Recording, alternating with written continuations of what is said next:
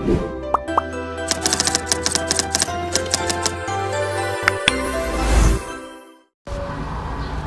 မဆုံးစမ်းနယ်လေးကိုကြည့်လိုက်အောင်အချစ်ကမီးလိုပူတယ်လို့ပြောချင်တဲ့အခါမှာဒီလိုမျိုးလေးပြောလို့ရပါတယ်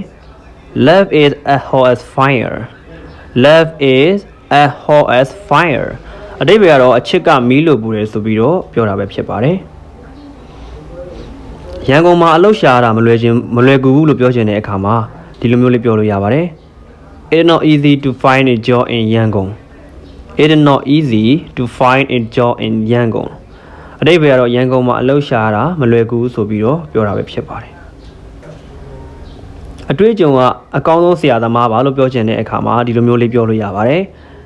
Experience is the best teacher Experience is the best teacher အတိတ်ကတော့အတွေ့အကြုံကအကောင်းဆုံးဆရာသမားပါပဲလို့ပြောတာပဲဖြစ်ပါတယ်ကျန်းမာရေးနဲ့ညီညွတ်တဲ့အစားအစာတွေစားပါလို့ပြောချင်တဲ့အခါမှာဒီလိုမျိုးလေးပြောလို့ရပါတယ် Eat healthy food Eat healthy food အတိတ်ကတော့ကျန်းမာရေးနဲ့ညီညွတ်တဲ့အစားအစာတွေကိုစားပါလို့ပြောတာပဲဖြစ်ပါတယ်နေတိုင်းရေများများတောက်ပါလို့ပြောချင်တယ်ဆိုရင်ဒီလိုမျိုးလေးပြောလို့ရပါတယ် Drink more water every day Drink more water every day အတိတ်ကတော့နေတိုင်းရေများများတောက်ပါလို့ပြောတာပဲဖြစ်ပါတယ်စာမွေးဝဲအောင်တဲ့အတွက်ဂုဏ်ယူပါတယ်လို့ပြောချင်တယ်ဆိုရင်ဒီလိုမျိုးလေးပြောလို့ရပါတယ် Congratulations on passing the exam Congratulations on passing the exam အတိတ်ကတော့စာမွေးအောင်တဲ့အတွက်ဂုဏ်ယူပါတယ်လို့ပြောတာပဲဖြစ်ပါတယ်ကျွန်တော်သူမကိုလက်ထပ်ဖို့အတွက်ဆုံးဖြတ်ပြီးပြီလို့ပြောချင်တဲ့အခါမှာဒီလိုမျိုးလေးပြောလို့ရပါတယ် I have decided to marry her I have decided to marry her အတိတ်ကတော့ကျွန်တော်သူမကိုလက်ထပ်ဖို့ဆုံးဖြတ်ပြီးပြီလို့ပြောတာပဲဖြစ်ပါတယ်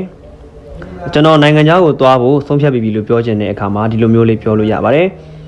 I have decided to go abroad I have decided to go abroad အတိတ်ကတော့ကျွန်တော်နိုင်ငံခြားသွားဖို့ဆုံးဖြတ်ပြီးပြီလို့ပြောတာပဲဖြစ်ပါတယ်တရက်ကို8နာရီအိပ်ပါလို့ပြောချင်တဲ့အခါမှာဒီလိုမျိုးလေးပြောလို့ရပါတယ် Sleep 8 hours a day Sleep 8 hours a day အတိတ်ကတော့တရက်ကို8နာရီအိပ်ပါလို့ပြောတာပဲဖြစ်ပါတယ်ကျမ်းမာခြင်းကတန်ဖိုးကြီးတဲ့လက်ဆောင်တစ်ခုပါပဲလို့ပြောချင်တယ်ဆိုရင်ဒီလိုလေးပြောလို့ရပါတယ် Health is the more precious gift Health is the more precious gift ပေါ့နော်အတိတ်ကတော့ကျမ်းမာခြင်းဟာတန်ဖိုးကြီးတဲ့လက်ဆောင်တစ်ခုပါပဲလို့ပြောတာပဲဖြစ်ပါတယ်မြန်လေကောင်းလေပဲလို့ပြောချင်တဲ့အခါမှာဒီလိုမျိုးလေးပြောလို့ရပါတယ် The sooner the better The sooner the better အတိတ်ကတော့မြန်လေကောင်းလေပဲလို့ပြောတာပဲဖြစ်ပါတယ်လွယ်လေကောင်းလေပဲလို့ပြောချင်တဲ့အခါမှာဒီလိုမျိုးလေးပြောလို့ရပါတယ် The easier the better The easier the better အတိတ်ကတော့လွယ်လေကောင်းလေပဲလို့ပြောတာပဲဖြစ်ပါတယ်သွားမှာပြင်းစရာကောင်းလိုက်တာလို့ပြောချင်တယ်ဆိုရင်ဒီလိုမျိုးလေးပြောလို့ရပါတယ် It boring to go It boring to go အတိတ်ကတော့သွားမှာပြင်းစရာကောင်းလိုက်တာလို့ပြောတာပဲဖြစ်ပါတယ်အင်္ဂလိပ်စာလေ့လာရမှာပြင်းစရာကောင်းလိုက်တာလို့ပြောချင်တဲ့အခါမှာဒီလိုမျိုးပြောလို့ရပါတယ် It boring to study English It boring to study English အတိတ်ကတော့အင်္ဂလိပ်စာလေ့လာရမှာပြင်းစရာကောင်းလိုက်တာလို့ပြောတာပဲဖြစ်ပါတယ်တယောက်တည်းလာပါလို့ပြောချင်တဲ့အခါမှာဒီလိုမျိုးပြောလို့ရပါတယ် Come alone Come alone အတိတ်ကတော့တယောက်တည်းလာပါလို့ပြောတာပဲဖြစ်ပါတယ်တူတူဆော့ပါတူတူကစားပါလို့ပြောချင်တဲ့အခါမှာဒီလိုမျိုးပြောလို့ရပါတယ် Play together Play together အတိတ်ကတော့တူတူဆော့ပါလို့ပြောတာပဲဖြစ်ပါတယ်ဖြည်းဖြည်းစားပါလို့ပြောချင်တဲ့အခါမှာဒီလိုမျိုးပြောလို့ရပါတယ် Eat slowly Eat slowly အတိတ်ကတော့ဖြည်းဖြည်းစားပါလို့ပြောတာပဲဖြစ်ပါတယ်ဒီညနေမှာတွေ့ကြရအောင်လို့ပြောချင်တယ်ဆိုရင်ဒီလိုမျိုးလေးပြောလို့ရပါတယ် Let's meet this evening Let's meet this evening အတိတ်ကတော့ဒီညနေမှာတွေ့ကြရအောင်လို့ပြောတာပဲဖြစ်ပါတယ်တိတ်တိတ်လေးနေပါလို့ပြောချင်တဲ့အခါမှာဒီလိုမျိုးလေးပြောလို့ရပါတယ် Keep quiet Keep quiet အတိတ်ကတော့တိတ်တိတ်လေးနေပါဆိုပြီးပြောတာပဲဖြစ်ပါတယ်ပတ်စံလို့ရင်ငါ့ကိုပြောပါလို့ပြောချင်တဲ့အခါမှာဒီလိုမျိုးလေးပြောလို့ရပါတယ် Tell me if you need money Tell me if you need money အတိတ်ပဲကတော့ပတ်စံလို့ရင်ငါ့ကိုပြောလို့ပြောတာပဲဖြစ်ပါတယ်ကျွန်တော်မင်းညက Facebook မသုံးပါဘူးလို့ပြောချင်တယ်ဆိုရင်ဒီလိုလေးပြောလို့ရပါတယ် I didn't use Facebook last night I didn't use Facebook last night အတိတ်ပဲကတော့ကျွန်တော်မင်းညက Facebook မသုံးပါဘူးဆိုပြီးတော့ပြောတာပဲဖြစ်ပါတယ်ကျေးဇူးပြုပြီးတော့ဒီကို10မိနစ်အတွင်းလာခဲ့ပါလို့ပြောချင်တယ်ဆိုရင်တော့ဒီလိုမျိုးလေးပြောလို့ရပါတယ် Please come here in 10 minutes Please come here in 10 minutes အတိတ်ပဲကတော့ကျေးဇူးပြုပြီးတော့ဒီကို10မိနစ်တွင်လာခဲ့ပါလို့ပြောတာပဲဖြစ်ပါတယ်ငါမင်းကိုထပ်ပြီးတော့မခွန့်လွတ်နိုင်တော့ဘူးလို့ပြောချင်တယ်ဆိုရင်ဒီလိုမျိုးလေးပြောလို့ရပါတယ်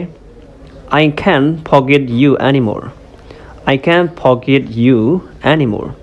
အတိတ်ပဲကတော့ငါမင်းကိုထပ်ပြီးတော့မခွန့်လွတ်နိုင်တော့ဘူးလို့ပြောတာပဲဖြစ်ပါတယ်ငါထပ်ပြီးတော့မစားနိုင်တော့ဘူးလို့ပြောချင်တယ်ဆိုရင်တော့ဒီလိုမျိုးလေးပြောလို့ရပါတယ် I can't eat anymore I can't eat anymore အတိတ်ပဲကတော့ကျွန်တော်ထပ်ပြီးတော့မစားနိုင်တော့ဘူးလို့ပြောတာပဲဖြစ်ပါတယ်တိတိကျကျမပါဂယူတစိုက်မပါလို့ပြောချင်တယ်ဆိုရင်တော့ဒီလိုမျိုးလေးပြောလို့ရပါတယ် live carefully live carefully အတိတ်ပဲကတော့တိတိကျကျမပါလို့ပြောတာပဲဖြစ်ပါတယ်